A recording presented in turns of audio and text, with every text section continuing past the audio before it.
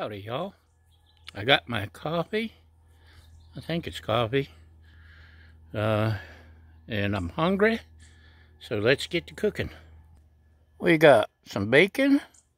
We got probably coffee, as far as you know. We got some hash browns.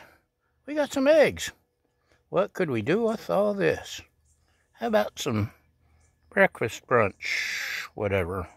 Breakfast for lunch. So my hash browns take the longest. So that's what we're starting out with. I put a thin coat of oil on this side. Turn that down just a tad. And the hash browns took me the longest time to figure out because I'm an impatient man.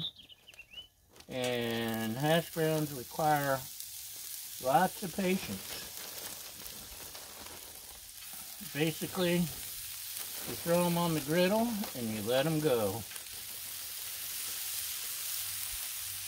And that's hard for me.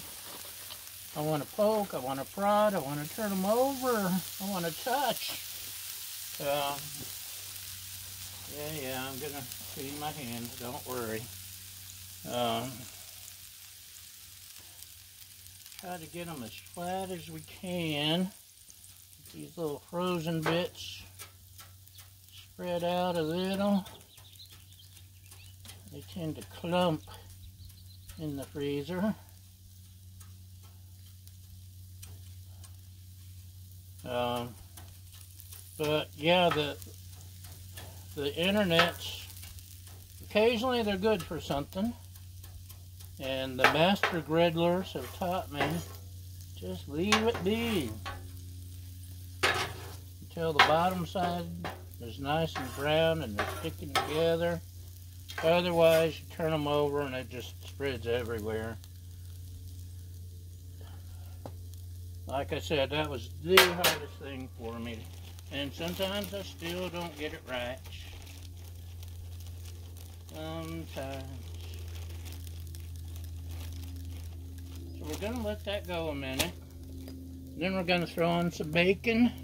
We got a bacon press. I wonder if the bacon press would work on the hash browns.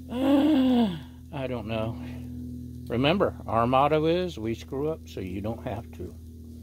But I'm going to let these go. I'm not going to touch them. I am going to throw on, this is some of my homemade coarse ground sea salt, coarse ground black pepper, granulated garlic. There's some Mrs. Dash and smoked paprika, and maybe some other stuff.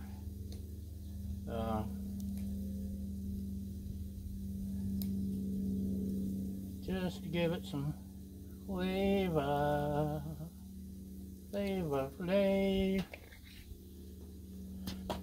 We'll let it go. And no reason for you to sit there while that cooks. And we'll be back in a minute. Take a break. Did I mention I'm impatient? I'm impatient. Let's throw some bacon on while we're waiting. Let's just... Ooh, nice and thick cut. They don't have enough room. Surely we have enough room. This is thick cut hickory smoke. Yum, yum. Now, if you haven't already figured out, you should have. The griddle has hot spots and cold spots and medium spots. Dalmatian spot, and all that other spotted stuff. The heat zone is right in here on mine. Those of y'all with the fancy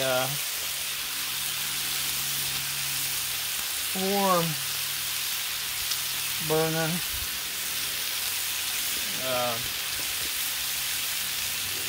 griddle at the 36 inch. Have more control and more everything cool.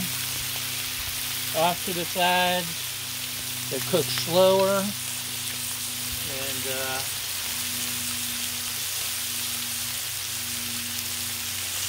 so that's something to take into account if you haven't already. So again, you can tell the heat's turned up because it's curling more. If I cook slower, with lower heat, it doesn't curl as bad, but I'm impatient! I'm hungry! So, go sit down, take a break, you've earned it, and we'll be right back. Okay, y'all. You can see, maybe you can't, I can see, starting to get a little crispy around the edges, a little brown. That means that's about ready to go. Let me check my bacon, at least the bacon in the middle. Yeah, we can flip that. We'll kind of exchange places with some of this. Spread it around. Get the slower cooking to the middle, the faster cooking to the side. At least that's the goal. Everyone has to have a goal in life. That one still needs lots of cooking.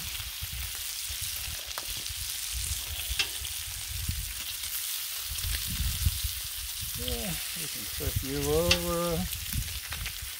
Flip you over. This stuff's over here in the grease because I still haven't leveled out my griddle. So down there in the corner, it likes to pull. Eventually I say, I'll get around to fixing that. He said, with a snicker. Okay, you know what? Bring out the big boy. The Blackstone big spatula. See what we can, look at there. I did it, I did it. Go me. Go me, go me. So, look at that, nice and brown. It's stuck together. That's what happens when you accidentally get it right. And we like, especially my lovely assistant likes crispy bacon. So we want her to be happy, so we get crispy bacon. And I kind of like it crispy too. I don't like a fatty raw bacon and something. So we're getting closer. Ever closer. That's right, Baja. And of course, bacon continues to cook after you pull it off. So you gotta watch for that.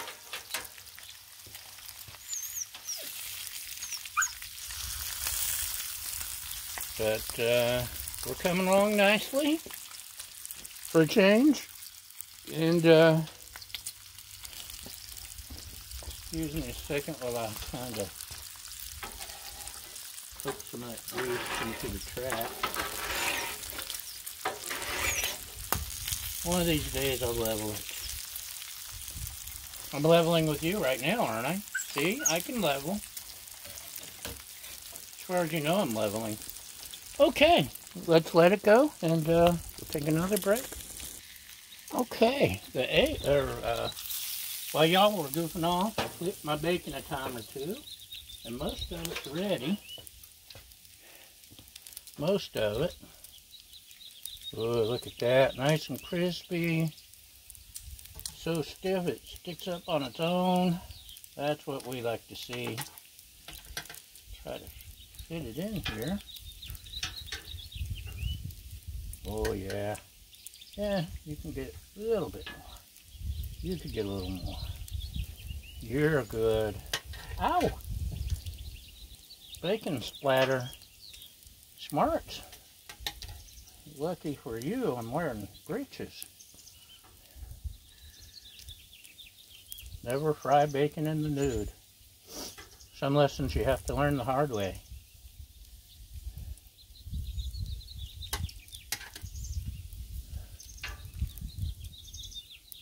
Oh, she's going to be happy with this, mostly. Hopefully. A little bit of fatty edges we can do something with. Like I said, it keeps cooking even after it leaves the griddle.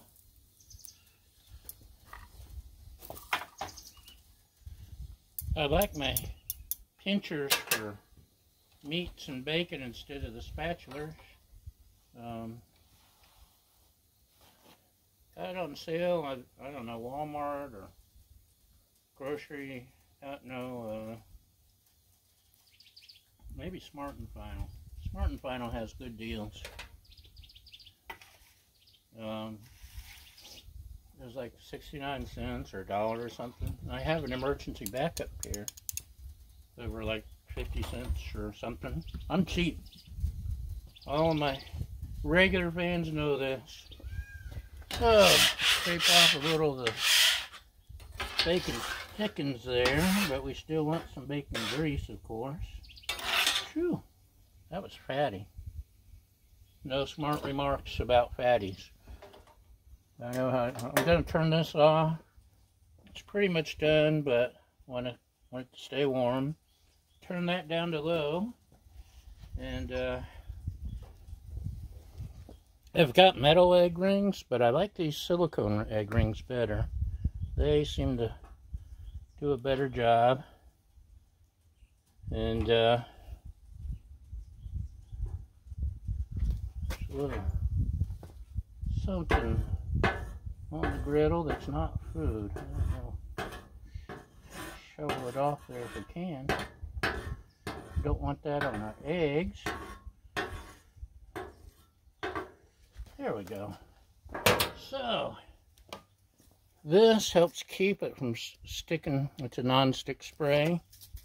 I just hit the rings to help keep it from the eggs from sticking, and let's get us. I had 3 eggs left in this carton, and I stole another egg from another. I like the brown eggs, although honestly it's not supposed to make a difference, but it makes me feel better.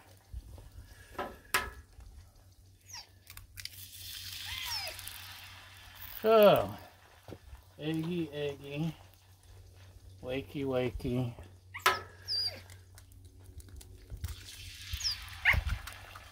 That's right, Baja. And here's one I stole from another carton.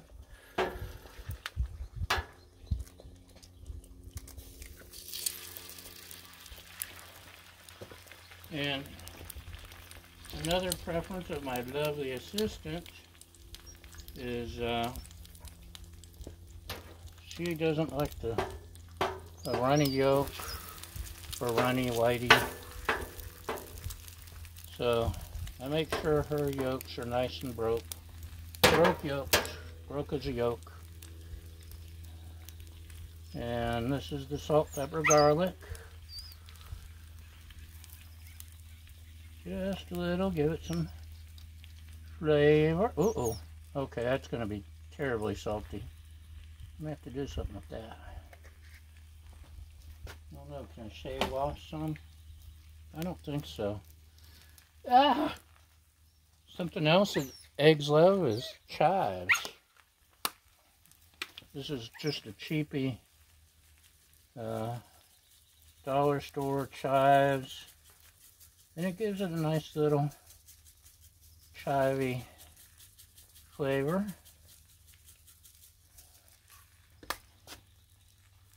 Put that away. And another trick, it took me forever to learn because I'm hard-headed.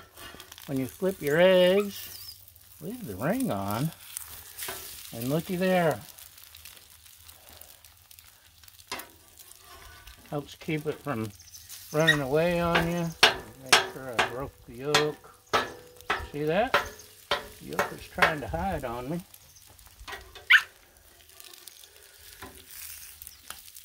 Ta-da! Look at that with the non-stick spray.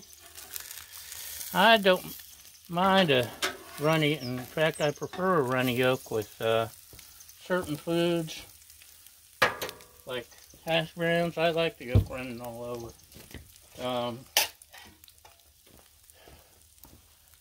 Turn that off. What I don't like is biting into a sandwich and having yolk spray out all over my clothes because I'm messy, and if there's something that's gonna explode or run all over, it's gonna find me, and I have to use spray and wash stain remover or whatever. That's not what we use. We use something else. Can't remember the brand. Red Bottle or something. I'm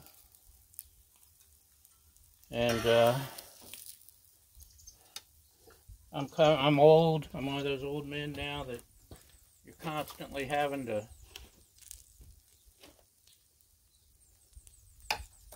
got stains running down my shirt, all my clothes, because it just happens. Let's see how, oh yeah, that should be to her liking. Look at that. And mine, once I poke it, it's going to have some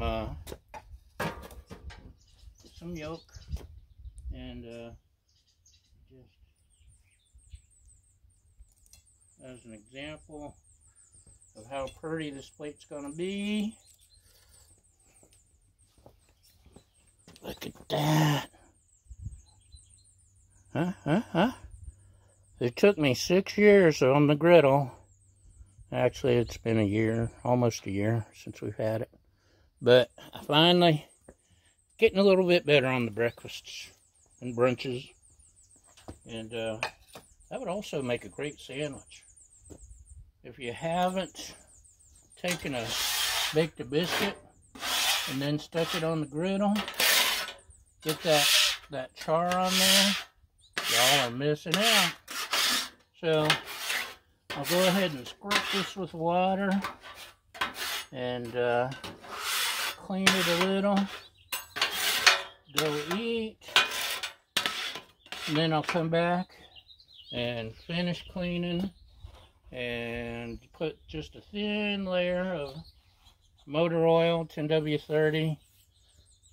Joking! I know oil's a big thing.